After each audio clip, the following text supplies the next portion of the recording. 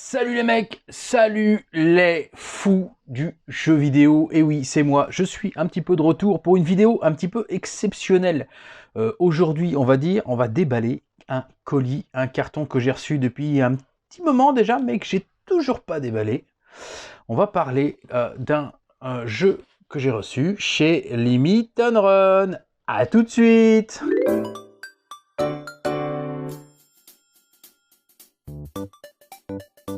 Et nous voici de retour pour la vidéo du déballage colis Limit Run. Là, on va pas voir ma tête, hein. J'ai décidé de le faire un petit peu one shot comme ça, on voit mes petites mimines, hein. Il y a longtemps que j'avais pas fait ça avec les petites mimines.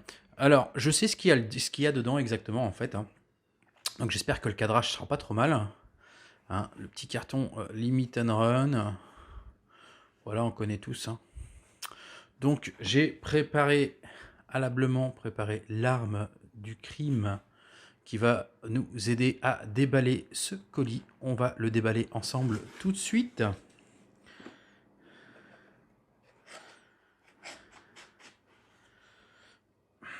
Voilà, j'ai bien préalablement, bien sûr, enlevé mon adresse. On va pouvoir plier le couteau. Et que nous réserve ce petit colis. Attention, les amis. Je vais vous dire que l'instant est solennel. Bim. Bim. Le Curse of the Moon 2, je savais très bien, parce que c'est le seul truc que j'ai commandé de chez Limit Run depuis un petit moment. Le Bloodstained Curse of the Moon 2. Alors, ouais, je vais certainement faire gueuler certaines personnes, bien entendu. Voilà, bah, j'en ai rien à foutre, en fait, à la rigueur. J'avais commandé 2 exemplaires, donc voilà, il y a 2 exemplaires du Curse of the Moon 2. On me dit, oui, après, on dit qu'il n'y a plus de stock, nanana.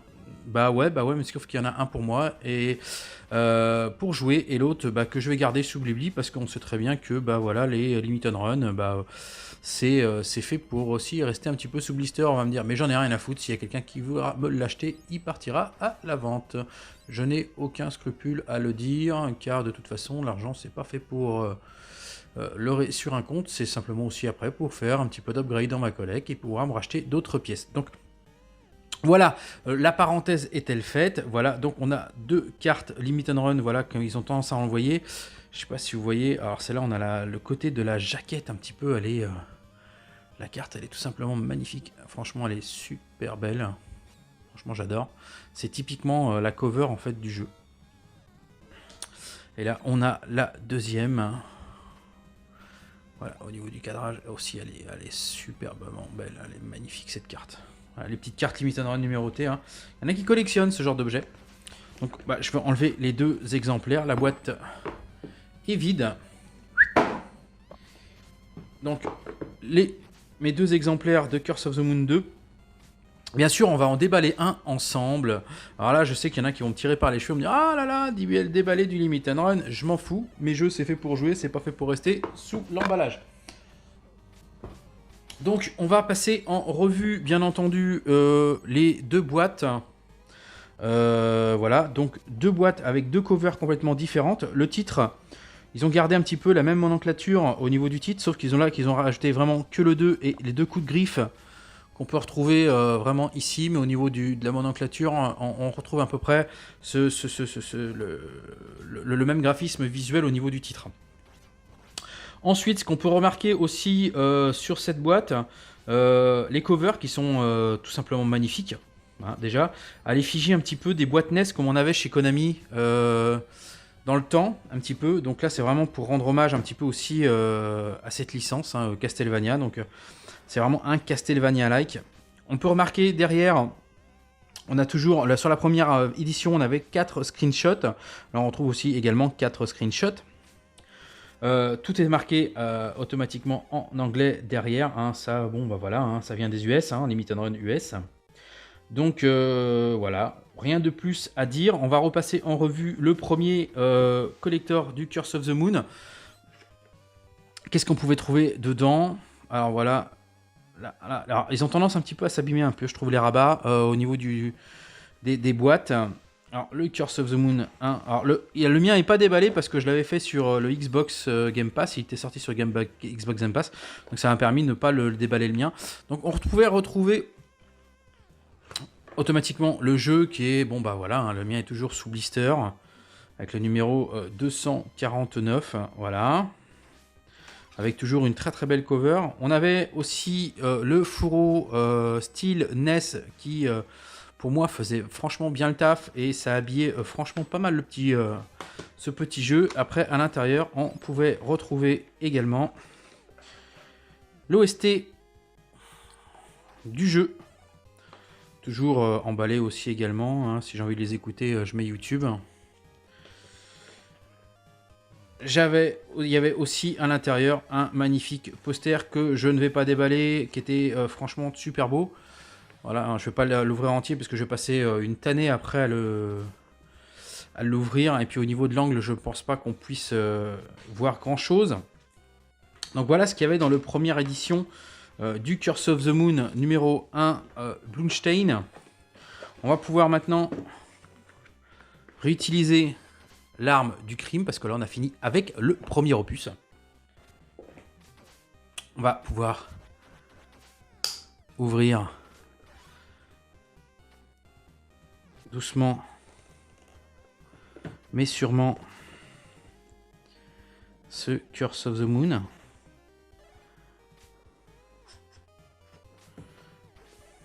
De toute façon, le blister, je m'en cogne littéralement les coquillards et voilà. Ensuite, petite technique aussi également. Pour ouvrir vos boîtes, il faut vous munir soit d'un petit couteau ou un petit cutter pour pouvoir éviter d'abîmer vos rabats. Hop, vous levez légèrement de chaque côté, ce qui vous permet de ne pas trop abîmer la boîte et de la déformer. Hein. Donc voilà, on ouvre le Saint Graal de chez Limit & Run. Le Saint Graal, je dirais peut-être pas ça, mais pour moi, oui, ça en est un quand même, parce que c'est quand même quelque chose d'assez joli. Donc, toujours, voilà, ces boîtes cartonnées, voilà, avec ces petits rabats qui nous rappellent franchement la bonne époque de la NES, hein, on va pas se mentir, que je vais m'empresser de refermer, disposer ici, que vous voyez quand même. Qu'est-ce qu'on peut retrouver à l'intérieur de ce jeu? Eh bien, on retrouve bien évidemment le jeu Bloomstein Curse of the Moon qui a une cover complètement différente un petit peu de la boîte. J'aurais bien aimé retrouver cette cover en fait sur la boîte. Alors je sais pas si les jaquettes sont réversibles, on va voir ça ensemble juste après parce que on va l'ouvrir. Donc sur la tranche, Curse of the Moon, pas trop lisible, hein, je dirais le titre. Je dirais que c'est un peu sombre, voilà, c'est pas trop lisible. Derrière, on retrouve 2 screenshots, contrairement à la boîte en carton où on peut en retrouver 4. Donc voilà, un à 2 joueurs. C'est un Blu-ray, donc voilà, de petite taille, hein, 121 mégas, c'est vraiment léger. On peut retrouver également ce petit fourreau, voilà, comme de la NES, comme on retrouvait sur les cartouches NES à l'époque, à l'effigie Limit & Run, bien entendu. Maintenant, on va passer à l'intérieur. Cette boîte, moi je pense, j'ai tout à fait compris qu'on retrouvait à peu près le similaire un petit peu de la première version. Donc on a la soundtrack du Curse of the Moon 2 en physique, en CD.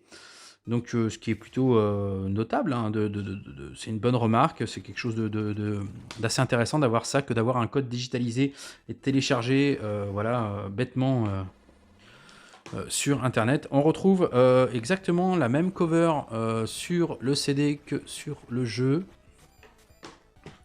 Ensuite, nous avons un poster, également pareil, Curse of the Moon 2, qui lui est...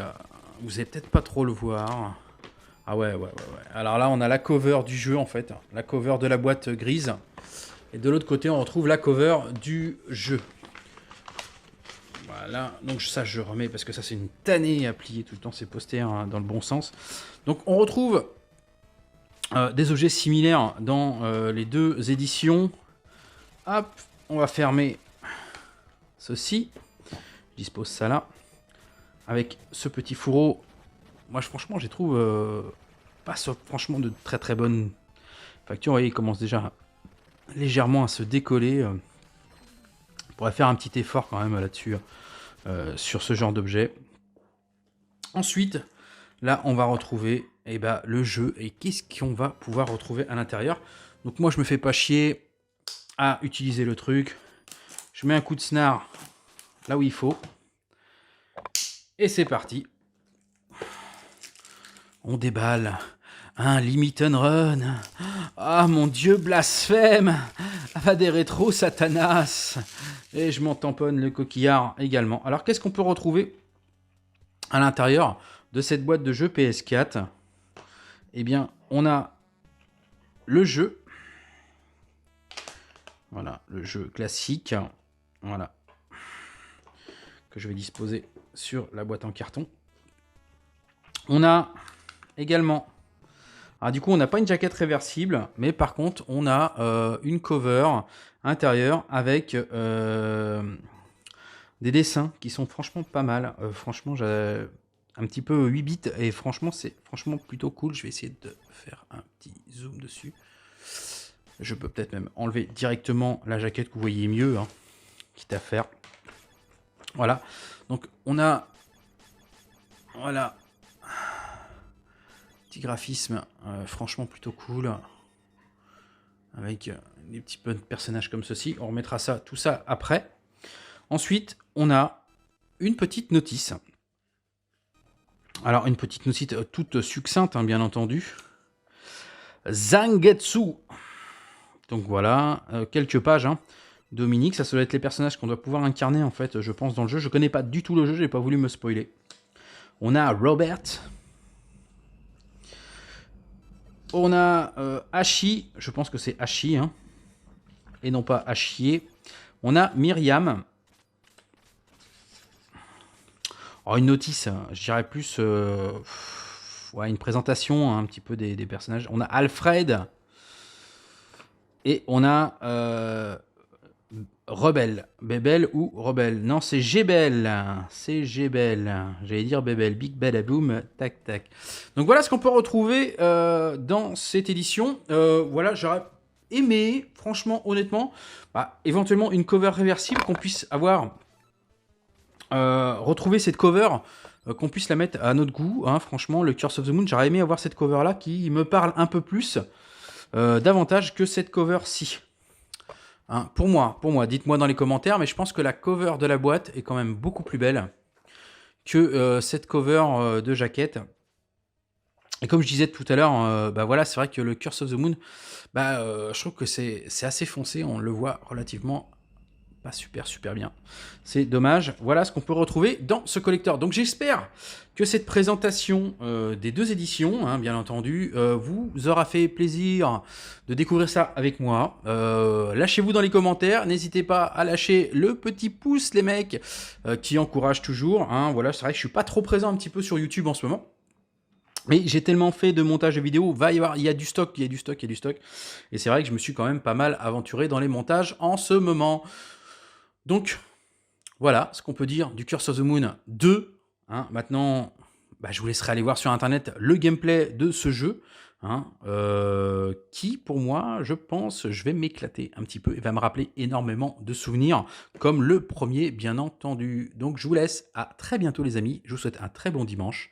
Et on se retrouve, excusez-moi, très prochainement. Allez, ciao, bye bye.